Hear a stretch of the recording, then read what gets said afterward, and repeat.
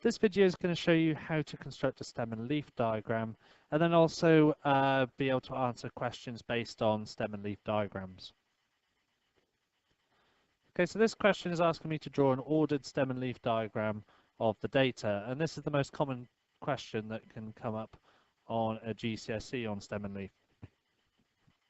So, what is a stem and leaf diagram? Well, a stem and leaf basically splits numbers into two parts. It splits the numbers into a stem and a leaf. Now, the leaves are always the single digits at the end of numbers. So if we take the top row, the leaves of these numbers would be 2, 6, 4, 3, and 6. Okay, so it's the last numbers. Now, the stems are the numbers in front of that. So sometimes they can just be single numbers, sometimes they can be two-digit numbers, and on very rare occasions they can be more than two-digit numbers. So as you can see from our data here, we've got three different stems to our numbers. We've got numbers starting with 4 in the 40s, numbers starting with 5 in the 50s, and we've got some 60s numbers with stems of 6. Now, the question's asking me to draw an ordered stem and leaf. So this means that all of my leaves have to be in order. So the next thing I'm going to do is I'm going to circle all of my numbers in the 40s.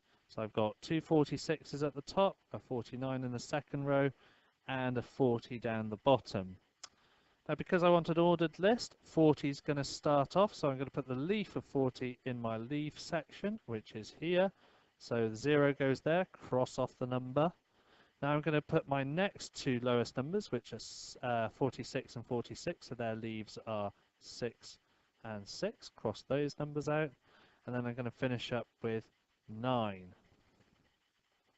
The next thing I'm going to do is exactly the same as I did before, only with 50s. So I'm circling all of my 50 numbers, highlighting them to make it easier for me to order. Okay, so my lowest 50 number is 52, so its leaf is 2. I'm going to put that in. My next lowest number is 3, so I'm going to put that in, cross off the number. I've then got 3 5s, so they're going to go in one after the other, 3 5s. Now finally I'm left with my 60s. Okay, you can circle them if you want to, but because they're the only ones left, I think they're already highlighted as they are. So again, I'm going to start with my lowest 60 number, which is 60 on its own. So a 0 is going to go in, cross off the number. The next lowest is 61, so I'll put the 1 in. The next lowest is 63, so I'll put the 3 in. Next it's 64, then it's 67, and finally 69. Now that would be sufficient to get 2 marks in your exam, and these questions are always out of 3. And this is probably the most common mistake I see when marking papers, is the fact that you forget to put in a key. So a key is just telling me what this stem and leaf is showing. So all I'm going to do is just pick one section in here. So I'm going to take the section 4 barrier 0. So what does 4 barrier 0 mean? Well, that means the number 40. And you can do this with any number, but make sure you put in a key, otherwise you'll lose a mark. Now before we finish and move on to the next question, we're just going to do a quick check. So how can we do this? Well, we know from looking at the data we have 15 pieces of data. So all I'm going to do in my stem and leaf diagram now is I'm going to just check whether there are 15 pieces of data in my stem and leaf. So I've got 1, 2, 3, 4, 5, 6, 7, 8, 9, 10, 11, 12, 13, 14, 15. So unless I've done something really horrendously wrong, I should be fine. I should get all of the marks now. So the next thing I'm going to show you is all the different questions they could ask about a stem and leaf. So stem and leaf is all about data. So analyzing data means averages. So first off, I want to find the mode of the data. Now, if you remember, the mode is the most common number here. But remember that these numbers, okay, these leaves aren't actually the data numbers themselves. Okay, each one represents, okay, a different number in the list before. So the first one here represents 40, the next one 46, 46, 49. So we're looking for a row that contains more numbers in it, okay, more of the same numbers in it than any other. And hopefully you can spot that that is these bunch of 5s here. So these 5s represent 55, so the mode of the data is 55. That is the data value that occurs the most.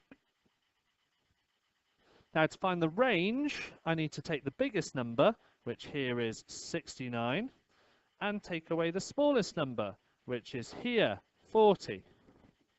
Taking 40 away from 69, I get 29. So the range of the data is 29. The next question for the median, I'm looking for the middle number of the set of data. Stem and leaves are very good for finding the median because part of the characteristic of stem and leaf is that it puts the data in order. If you remember, one of the first things we have to do with medians is put the data in order. So what we're going to do is we're going to cross off the biggest number and the smallest, and then the next biggest and the next smallest, and the next biggest and the next smallest, and the next biggest and the next smallest. And we're going to keep on going until we get to the middle. Now, if you notice, I've just crossed out all of the numbers on the top row. So the next smallest number is going to be the one on the left of the second row. And I've got to cross off the biggest. And I'm going to do that again, the biggest and the smallest again. And now that I've finished my bottom row, I'm going to have to come into the second row and cross off the one on the far right, which is the furthest, it's the biggest. So crossing those out, I end up with one number in the middle, which is 55, just like my mode. So the last question is asking for us to find the interquartile range of the data. Now, if you've seen the cumulative frequency video or the box plot video, you'll know what the interquartile range is. If you haven't, well, I'll just explain what it is now. Now, the interquartile range is the range of two values, which we call the lower quartile and the upper quartile.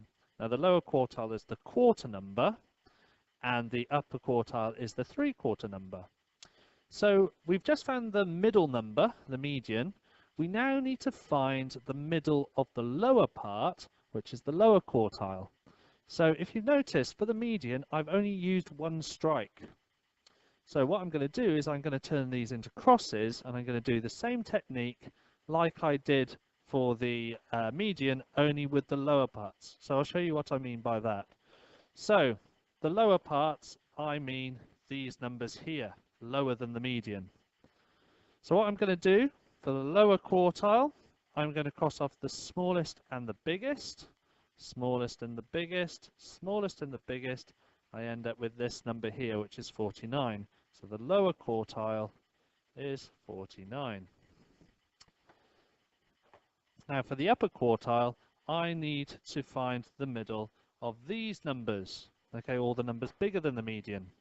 So I'm going to do the same thing again, the lowest and the biggest, the lowest and the biggest, lowest and the biggest, and I got this number here, which is 63. That's my upper quartile. Okay, so my interquartile range, just like the range, I need to take the bigger number and take away the smaller number, which is 14. So my interquartile range is 14. Okay, so hopefully that's helped you out on stem and leaves. Have a go at all of the practice questions and make sure that you remember a key. Okay, good luck.